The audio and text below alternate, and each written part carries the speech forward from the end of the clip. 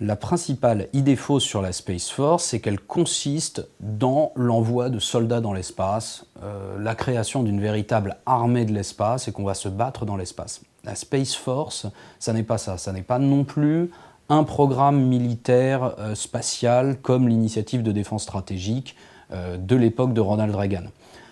La Space Force, c'est une réorganisation administrative à l'intérieur du département de la défense américain. C'est la création d'une 6e branche des forces armées qui consiste essentiellement en une réforme administrative.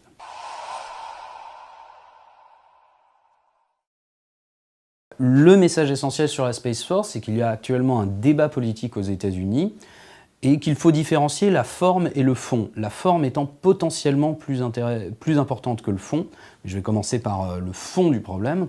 C'est qu'il y a une perception d'une menace aux États-Unis de la part des militaires américains et d'une partie de la classe politique, d'une menace sur les moyens spatiaux américains, les moyens spatiaux militaires, qui permettent essentiellement de faire 3 choses. De l'observation de la Terre sous toutes ses formes, du renseignement d'origine image ou du renseignement d'origine électromagnétique, afin de faire du renseignement soit de haut niveau, soit d'un niveau plus tactico-opératif sur le champ de bataille, vérifier où sont les ennemis, faire du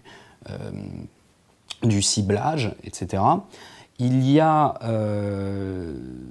le deuxième usage qui est la navigation, le positionnement et notamment le guidage des munitions de précision, via les satellites GPS que l'on connaît bien et qui servent également aux applications civiles de tous les jours.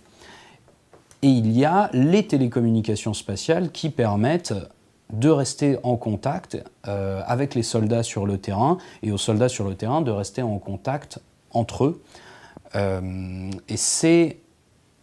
En fait, l'espace a une forme de monopole sur ces applications au niveau militaire et très peu de technologies peuvent actuellement remplacer les satellites sur ces fonctions-là.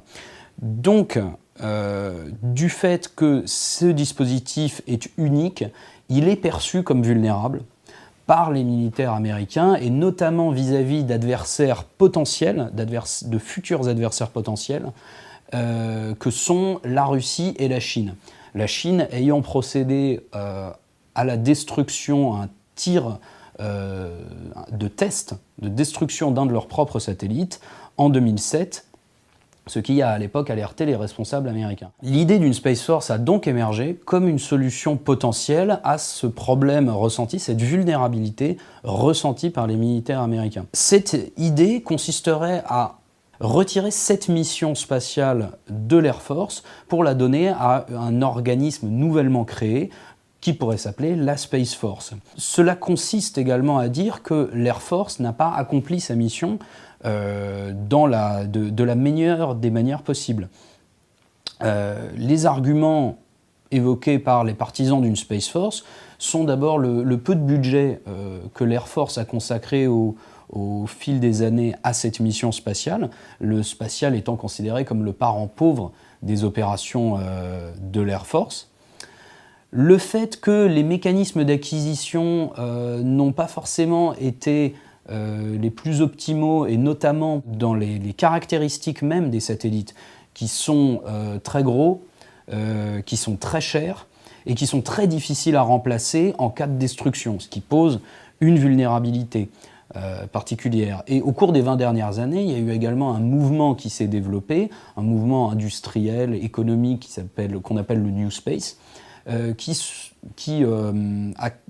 base sur de nouvelles technologies, des satellites souvent plus petits, des lanceurs réutilisables, ce type d'innovation, et sur lesquels l'armée américaine souhaiterait plus s'appuyer.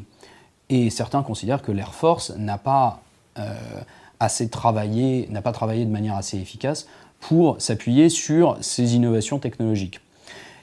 Et le dernier argument, c'est le fait que l'espace, selon certains, doit être aujourd'hui considéré comme un milieu dans lequel des opérations militaires seraient possibles, dans lequel il serait possible de véritablement faire la guerre avec des interventions physiques sur des satellites. Et cela, en plus de la mission classique de l'espace, qui est le soutien aux opérations, l'appui grâce aux 3 usages que j'ai détaillés précédemment. Les contre-arguments dans ce débat sont que, d'abord, la Space Force serait en fait une très petite branche des forces armées. Ce serait en fait la plus petite branche des forces armées si elle venait à voir le jour. Actuellement, les militaires américains dédiés à la mission spatiale au sein du département de la Défense sont à peu près au nombre de 30 000. L'autre branche des forces armées qui lui serait comparable, les gardes-côtes, sont 40 000 actuellement. Donc la Space Force serait réellement la plus petite branche des forces armées, ce qui, au sein des arbitrages budgétaires, pourrait lui poser des problèmes. L'Air Force avance l'argument que des améliorations ont eu lieu ces dernières années dans les mécanismes d'acquisition, qu'en fait, ils ont bien pris en compte l'émergence du New Space et la création de nouvelles technologies, et qu'ils souhaitent les prendre en compte et en profiter à l'avenir, et que la Space Force viendrait en fait désorganiser ces efforts qui sont très difficiles à mettre en place, même au sein d'une institution déjà existante. Et enfin, sur le thème des opérations spatiales et sur le thème de l'utilisation de l'espace comme un milieu, l'Air Force avance l'argument que les États-Unis sont actuellement encore la première puissance spatiale du monde, loin devant la Russie, loin devant la Chine, et que finalement, la création d'une Space Force, en désorganisant et en drainant une partie des budgets militaires, pourrait désorganiser ses efforts et que ça pourrait constituer une menace plutôt qu'un bien.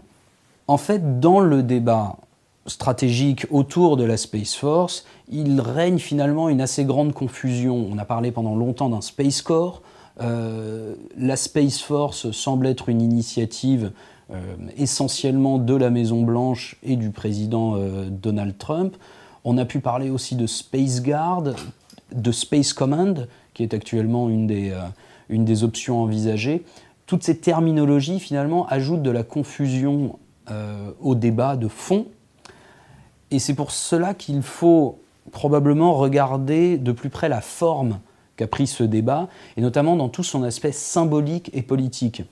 Donald Trump, lorsqu'il a parlé de Space Force, en fait, c'est basé sur des symboles très forts de l'identité américaine, c'est-à-dire l'espace qui apparaît comme la frontière, quelque chose, qui est un thème extrêmement important aux États-Unis, extrêmement symbolique, qui permet de montrer au monde la puissance des États-Unis et qui permet également de montrer aux États-Unis eux-mêmes, de démontrer leur valeur. Et il s'appuie également sur les forces armées qui représentent aux yeux du monde le symbole de la puissance américaine. Et en combinant ces deux termes, ça lui permet d'obtenir un symbole extrêmement puissant qu'il va utiliser au niveau politique auprès principalement de son électorat. Ça lui permet aussi de montrer à ses adversaires que le dispositif militaire américain est en fait sans faille, qu'il n'y a pas de vulnérabilité particulière dont ses adversaires pourraient tirer avantage.